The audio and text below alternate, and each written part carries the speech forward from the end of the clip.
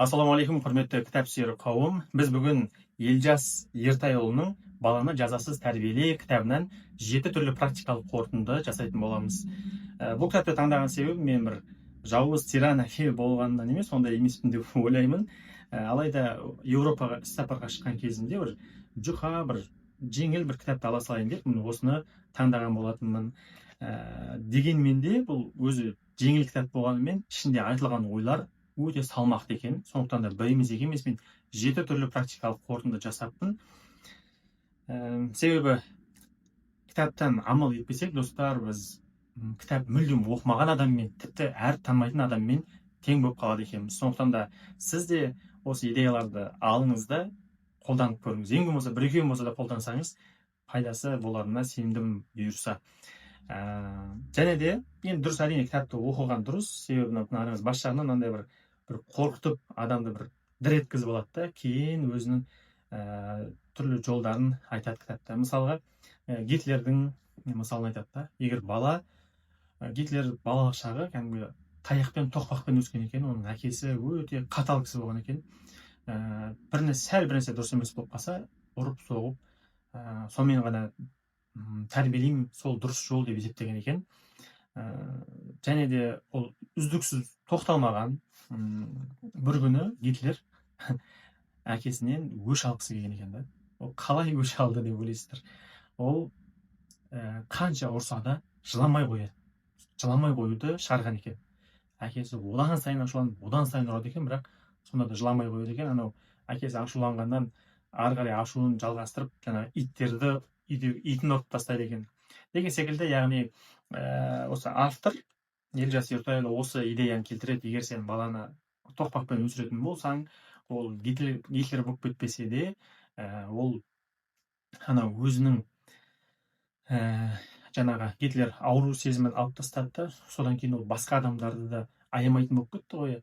Яғни сол секілді бұл да айтып жатыр да, сен тоқпақпен өсірсең, балаң Гитлер болып кетпейді, жарайды дейді, бірақ ол өзінің ішкі сезімдерін бәрін өлтіріп тастайды. Сол арқылы ол өзін өмір бақи түсінбей, мен кіммін, немен айналысуым керек деп өмір бақи өзін таппай өтеді. Және де өзі сезімдері жұрдай болғаннан кейін басқалардың да бір жан дүниесін түсіне алмайтын адам болып шығады деп, бір жүрегіңде бір дір еткізіп алады да, ары қарай жалғастырады. Міне, сондықтан да бұл сіз үшін де, біз үшін де өте маңызды. Енді практикалық қорытындыларға көшеге.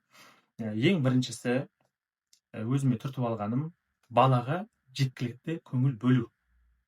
Яғни мен осы нәрсені бұйырса іске асыратын боламын. Яғни сіз айтуыңыз мүмкін, онсыз да түсінікті нәрсе ғой, жеткілікті көңіл бөлуіміз керек деп, бірақ маған ұнаған жері оның жеткілікті көңіл бөлудің не екенін түсіндіріп бергені. Мысалы, біз ойланбаймыз, жеткілікті көңіл бөлу деген ол не екенін, мысалы, осы уақытқа дейін ойланып көрмеппін, бірақ мына кітапта былай айтты: жеткілікті көңіл бөлу дегеніміз, бала өзі болдым, тойдым дегенше балаға уақыт бөлу. Ең басында сол идеяны оқыған кезде мен ойладым, ой, бала деген ешқашан тоймайды ғой деп ойладым да, бірақ кейін өзі кітапты оқып бітіп жатқан кезінде ойлар келіп жатыр. Мысалы, кейде болады, баламен түнде, мысалы, ертегі оқып беріп жатсаң, немесе құшақтап жатқан кезде, әсіресе біздің үйдегі балалар ұйқылар келген кезде, әке болды, ары жат, мен ұйықтаймын, болмаса бара беріңіз, болды, оқымай ақ қойыңыз, ұйықтаймыз деген секілді нәрселерді айтады да. Енді яғни жалпы айтады екен. Енді ары қарай басқа ойынмен сыртта жүрген кезде де осыны тексеріп көргім келіп тұр. Себебі мен көбінесе, мысалы, шашка ойнайық десе, бір партия ойнайын да, болды, өздері ойнай беріңдер деп кетіп қаламын да. Яғни бала қанбай қалады. Енді соны нәтижесі қалай болатынын өзім білмеймін, бірақ енді шашкамен мысал келтірейін, 10 партия ойнап көремін. Тойдым, болдым деп айтам екен, айтпаймын екен деген секілді осыны біраз енді іске асырып көремін, және де сізге де осыны ұсынамын. Нәтижесін кейін бөлісіп отырасыздар, иә. Екінші қорытынды: шектеу міндетін әке атқаруы тиіс дейді. Яғни болмайды, ананы істеме, мынаны істеме деген сияқты шектеуді әке жасау керек екен да. Енді біздің үйде көбінесе балалармен анасы үйде болады, күні бойы үйде болады, ол кішкене ашуланады, көбірек ұрсады деген секілді, иә. Және де онымен қоса, анау мен әйелім өзі бандай тыйымшыл адам да, тия береді. Соны көргеннен кейін мен керісінше мейлі шашсын, төксе төксін, жыласа жыласын деген секілді мен көп рұқсат беріп қоя беремін да. Енді осы нәрсені кішкене мына кітапты оқығаннан кейін бір ақылдасып көру керек екен деп шештім. Себебі байқайсыздар ма, кейін өсе келе қаншама ұрысса да сөз өтпейтін болып қалады да. Сондықтан да анасы егер ұрса берсе, оның сөзі өтпей қалуы мүмкін, ал әкесі рұқсат бере берсе, ол яғни ортада бір дұрыс келісім болу керек деп шештім. Сондықтан да осы нәрсені кәдімгідей ақылдасып, жаңа тұрғыдан әрекет жасап көруіміз керек екен. Иә, екінші қорытынды осымен бітті. Үшінші практикалық қорытынды позитивті тәрбие көрсету. Бала тәрбиесінде бұл жерде бұны діннен мысал келтіреді. Біреуін осы кітаптан оқыдым, екіншісін өз бұрыннан білетін оқиғам. Мысалы, қараңыздар, мынандай нәрсе оқыған адам болса бірден есіне түседі. Мынандай болған екен. Баяғыда бір топ кісі бір өліп қалған иттің және өтіп бара ғой. Сол кезде барлығы мынау иттің не деген сасығын-ай, жаманын-ай деген секілді жаман негативті ой сезімдерін айтып жатса, соның ішіндегі ең данасы мына иттің тісі қандай аппақ деп позитивті нәрсесін көре біліп, өлген иттің өзінен айналасындағыларға сондай үлгі көрсеткен екен. Сол секілді тағы да дінде мынандай оқиға болған екен. Біреу діннің атрибуттарын мазақ қылып күлкіге айналдырып жатқан бір жас балаға жаңағы дана кісі айтқан екен, мынау даусың қандай әдемі деген екен да. Қандай мазақ қылып жатқан жерден ұрысу, айқайлау, тыю емес, даусың қандай әдемі деген кезде анау бала түсінбей қалыпты, не болып жатқанын түсінбей, керісінше сол арқылы, яғни баланың жүрегіне жол тауып, кейін ненің дұрыс екенін айтқан кезде анау мазаққа айналдырып жатқан нәрсесін кейін ең үздік насихаттаушыға айналып кеткен екен да. Яғни осы тұрғыдан позитивті тәрбиені енді неге жасамасқа, неге болмастан да ұқсап бақпасқа деген секілді шешімге келіп отырмын. Енді мен де сіз де жасап көріңіз, оңай емес. Қаншама бір нәрсе бөлініп жатса да, ашуыңды келтіретін нәрсе болса да, соның ішінде бір позитивті нәрсені айтып, сол нәрсені айту арқылы, бірақ ол шынайы нәрсе болу керек екен да, сол арқылы қарама-қарсы тараптың, әсіресе енді біз бала тәрбиесінде баланың жүрегіне жол тауып алсақ, содан кейін ғана біз айтқан сөздеріміз дұрысырақ өтімдірек болады екен. Қалай болатыны өзіме де қызық, бірақ осыны бұйырса жасап көруге бекіндім. Сонымен келесі, 4-ші практикалық қорытындымыз былай қараңыз. Баланың дұрыс әрекетіне көңіл бөлу арқылы сол дұрыс әрекетін дамыту, ал бір іс әрекеті ұнамаса, оған елемеу, яғни игнор жасау арқылы ол әрекетін жою деген нәрсе айтылған екен. Яғни бізде көбінесе керісінше ғой. Мысалы, біздің ата-анамыз да, біз де балаларымыз бір нәрсені дұрыс жасап жатса, біз оған қарамаймыз, көңіл бөлмейміз. Ал егер сәл бір нәрсені қате жасап қойса, баж ете қаламыз, иә. Сондай емес пе? Сол арқылы балалар бүйтеді екен. Ата-анасының вниманиясын алу үшін, назарын алу үшін сол бүлдіретін нәрселерді көбірек жасайды екен. Сол арқылы ата-ананың назарын алғысы келеді екен. Көп балаларда сондай нәрсе бар екен. Сондықтан да осыны енді дұрыс тауға тырысу керекпіз. Себебі шынымен біз мысалы өзім бала шағымнан да көп нәрсе күштірсіздік жасап келе жатасың, оған көңіл бөлінбейді.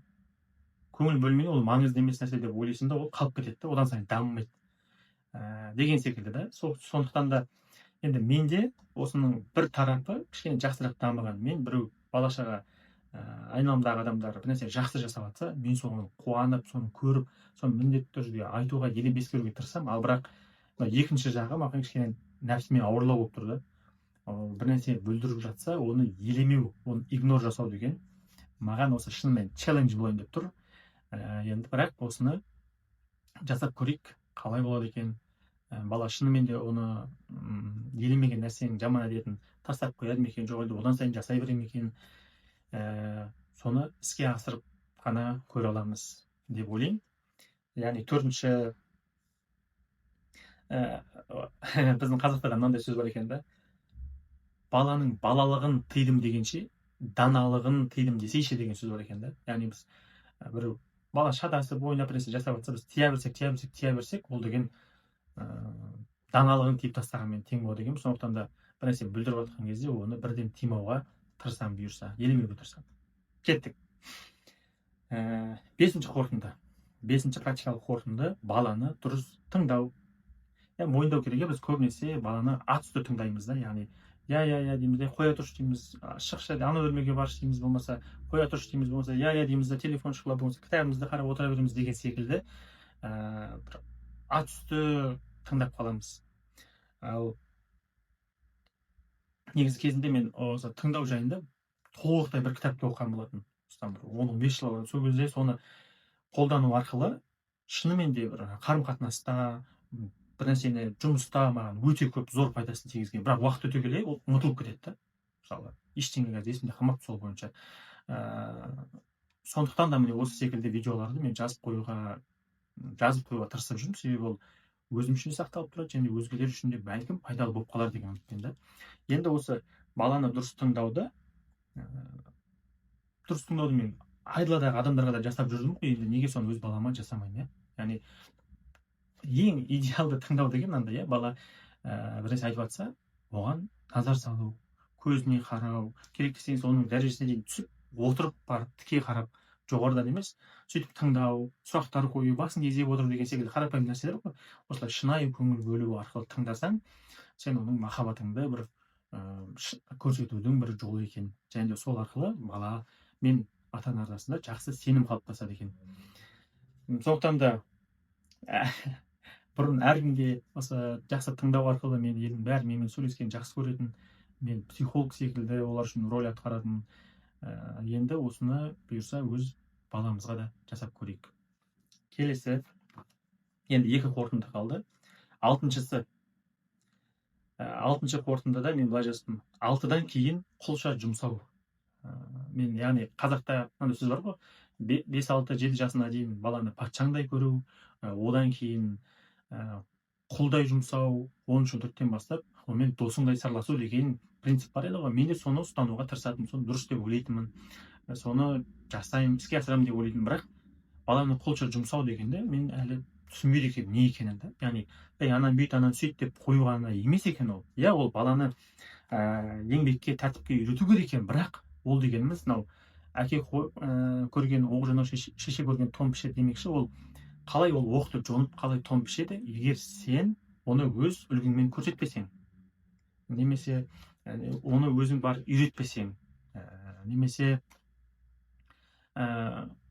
сол себептен де біз өзіміз үлгі болмай тұрып, өзіміз көрсетпей тұрып, біз оларға жаңағындай жасамадың деп ұрса алмайды екенбіз. Және де тағы бір маңызды шарт, біз балаға уақыт беру керек екенбіз. Яғни үлгі көрсетеміз, қолымызбен үйретеміз, және де оларға уақыт береміз соны алып кетуіне. Міне осылай ғана біз еңбекпен, тәртіпке, шыдамдылықпен, сабырмен тәрбиелейді екенбіз. Яғни мен болды, үлкеніміз алдыға келіп жатыр, енді ой, құлша жұмсап жүре беретін болдым, жақсы болды ғой деп ойлап жатсам, сөйтсем бұл да бізден еңбекті талап етеді екен. Сонымен соңғы 7-ші қорытынды: бұл баламен сапалы уақыт өткізу. Баламен сапалы уақыт өткізу керек екенін бәріміз білеміз. Бірақ мен көбінесе осыны ойлаған кезде мен тек өз тарапымнан ғана жасайтынмын да. Мен баламен сапалы уақыт өткіземін деп кітап, жаттығу жасау, серуендеу, болмаса бір жарыстар жасап жіберу деген сияқты мен үшін сондай еді. Бірақ ол бір жақты ғана ой екен да. Сондықтан мен мынандай қазір ой келіп отыр. Яғни мен өзімдікін солар жазып аламын. Және де мен әйелімнің ойынша сапалы өткізу ол басқаша болуы мүмкін. Мысалы, мен білемін, мен бала-шағаммен серуендесем, болмаса оларға мысалы жуындырсам, ол балалар болса, сол оған ұнайды да. Сол секілді балалардың өзінің ойлары бар да. Енді мен балалар дегенде әрине бір нәрсе, жақсы нәрсе ішіп жеу, қыдыру, ойнау деген балаларға үшін сапалы уақыт өткізу, және де осы тізімді жұбайыммен ақылдасып, балалармен ақылдасып, осы тізімді толтыру керекпін, сапалы уақыт өткізуді, және де соны іске асырсақ болар екен. Көрдіңіз бе, біз көбінесе бір тараптан ғана қарап қаламыз, сөйтеміз да, оның нәтижесі аз болуы мүмкін да. Сондықтан да бала тарапынан, ана тарапынан, әке тарапынан, жан-жақтан осыны қарастырып, сол кезде көбірек пайдасын тигізер деген үміттемін. Сонымен енді 7-ші қорытынды бітті. Қысқаша айтып өтетін болсақ, біріншісі не дедік? Жеткілікті көңіл бөлу. Яғни болдым, толдым дегенше бір нәрсеге соны жасау, иә. Екінші не дедік? Шектеу міндетін әке атқару тиіс. Яғни мен әке ретінде қазір көп рұқсат беріп қойып жүрсем, енді жұбайымызбен ақылдасып, осыны реттеу керекпіз. Үшінші, позитивті тәрбие. Яғни қанша бұзақылық жасап жатса да, соның ішінде бір жақсы нәрсесін түртіп айту арқылы жүрегіне жол тауып, кейін барып дұрыс нәрсені нұсқау. Төртінші, дұрыс нәрсесіне көңіл бөлу арқылы дамыту, дұрыс емес нәрсесін елемеу арқылы оны жойып жіберу деген секілді. Бесінші, баланы дұрыс тыңдау болған. Алтыншы, 6-дан кейін қолдай жұмсау дегеннің не екенін енді түсінгендей болдым. Жетінші, баламен сапалы уақыт өткізу. Міне, достар, шүкір, бұл бала тәрбиесі бойынша оқып жатқан бірінші кітабым емес, бірақ сонда да өзіме қызықты, пайдалы біраз нәрселерді білдім, және де есіме де түсірдім кейбір нәрселерді, және де бір емес, екі емес, 7 түрлі практикалық қорытынды жасадым. Сізбен де бөлістім. Енді осыларды бірге іске асырып көрейік. Не болып жатыр, не болмай жатыр, соны пікірде бөлісейік. Осы видеоны кәдімгідей ата-аналар үшін бір ең пайдалы осы бір ақпарат көзі ретінде жасайық бұйырса. Енді бәрі Алладан ғой, нәтиже Алладан, ал біз өз тарапымыздан әрекет жасау керекпіз. Сондықтан да сіздерге осылай бірге әрекет жасауға шақырамын. Көріскенше күн жақсы.